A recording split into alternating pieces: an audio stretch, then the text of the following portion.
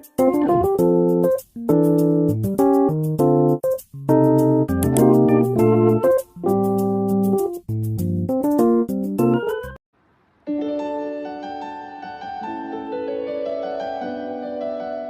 pagi dan selamat hari Minggu Bapak Ibu dan saudara-saudari yang dikasihi oleh Tuhan. Saudara-saudari yang terkasih dalam Yesus Kristus, bacaan minggu ini memberikan kita sebuah penegasan akan nilai-nilai kehidupan yang menyangkut kehidupan yang harmonis yang dipenuhi oleh persatuan dan perdamaian. Kehidupan yang sedang kita jalani tidak akan terlepas dari sukacita dan duka cita. Sebagai manusia, kita adalah makhluk yang rapuh dan lemah. Kita tidak dapat berdiri sendiri tanpa adanya bantuan dari orang lain, terkhusus diri kita sendiri.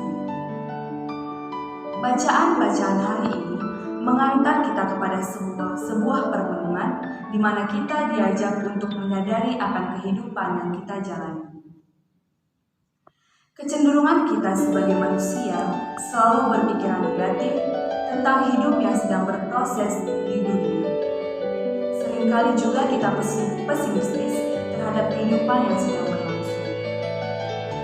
Lewat nubuat Nabi Yesaya, Allah secara tidak langsung memberikan kita sebuah pesan bahwa di masa depan kita akan kedatangan seorang tamu yang istimewa yang nantinya akan menjadi raja baru bagi seluruh bangsa. Wilayah bangsa-bangsa lain, bangsa-bangsa yang diam dalam kegelapan akan melihat terang yang besar, dan bagi mereka yang diam di negeri yang dinaungi maut telah terbit terang. Nubuat Yesaya memberikan penegasan bahwa akan ada seseorang yang diutus oleh Allah untuk datang ke dunia sebagai penyelamat manusia, yaitu Yesus Kristus.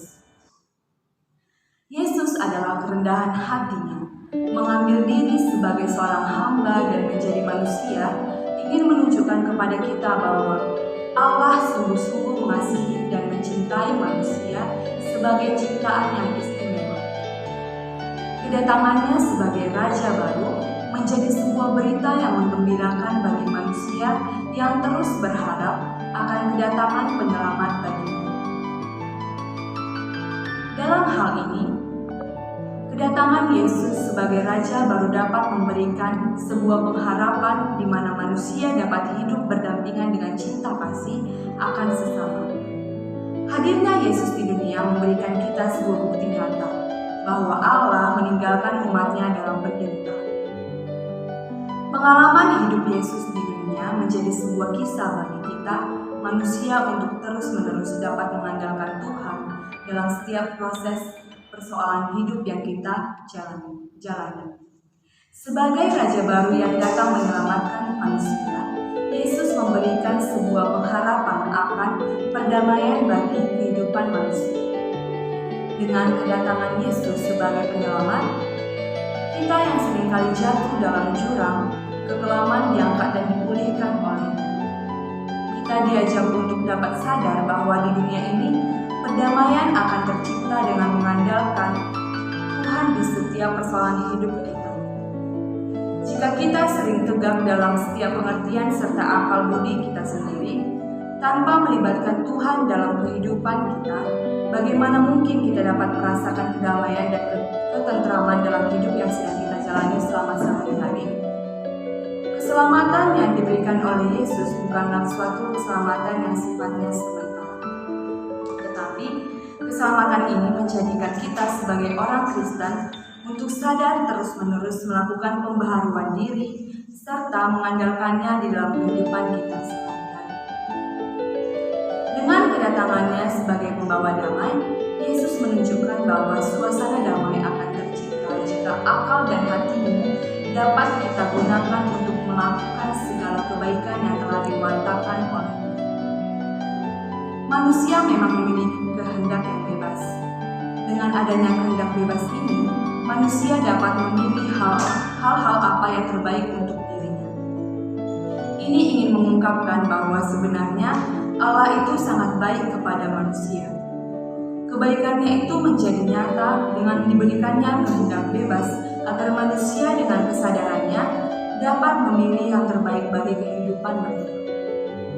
Perdamaian tidak akan tercipta secara harmonis apabila kita tidak melibatkan Tuhan di dalam hubungan tersebut.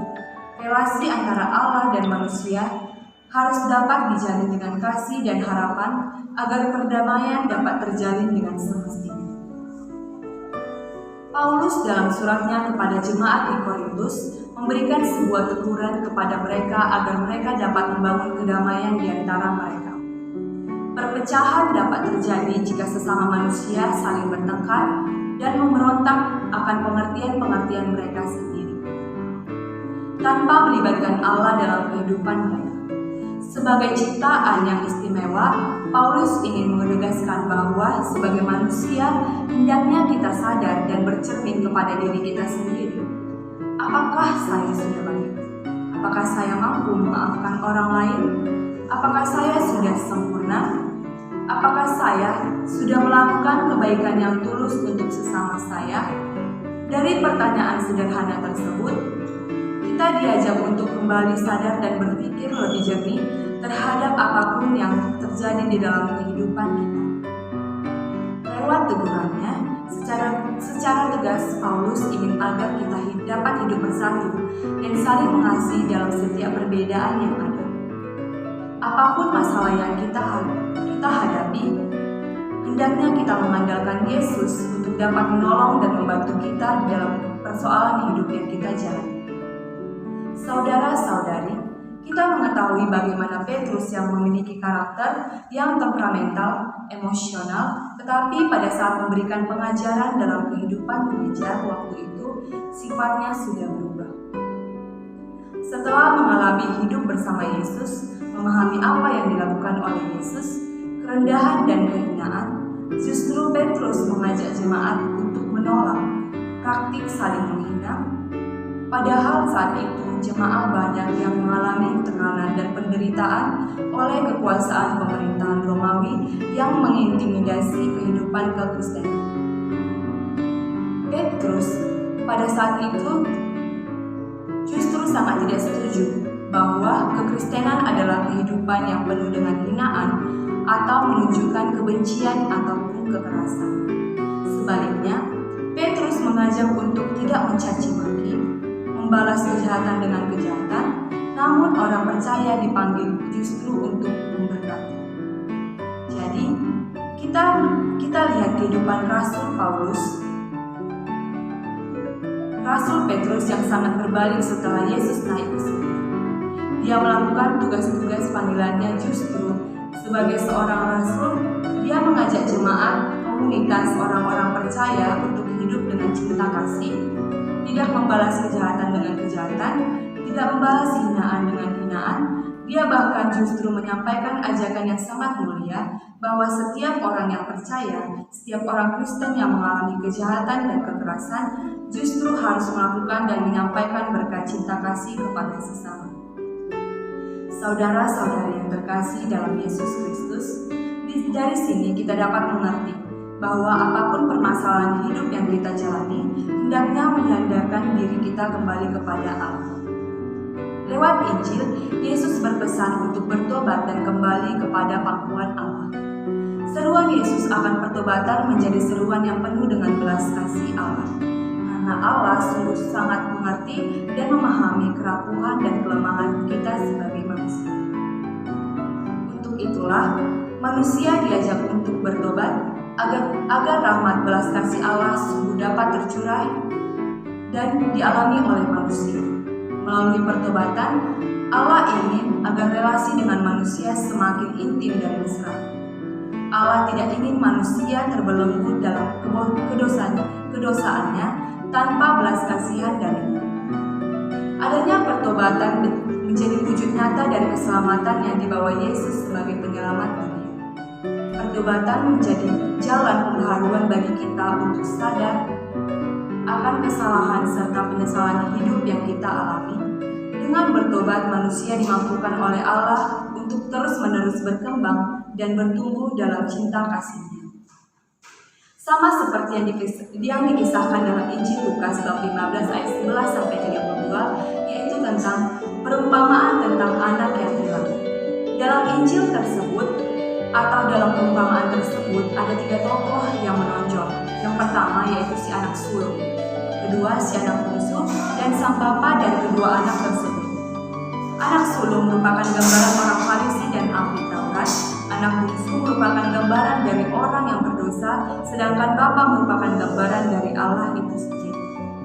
Terdapat beberapa hal yang bisa kita refleksikan melalui perumpamaan tersebut. Yang pertama, Allah sungguh mengasihi ciptaannya. Kita ingin dihantarkan kepada suatu pengertian bahwa Allah adalah kasih. Tuhan tidak ingin bahwa segala sesuatu yang diciptakannya hilang. Allah senantiasa menantikan anak yang hilang tersebut untuk kembali kepadanya. Sejauh manapun kita pergi meninggalkan Tuhan, tetapi Ia akan senantiasa menantikan kepulangan kita, dan hal tersebutlah yang merupakan kasih setia Tuhan.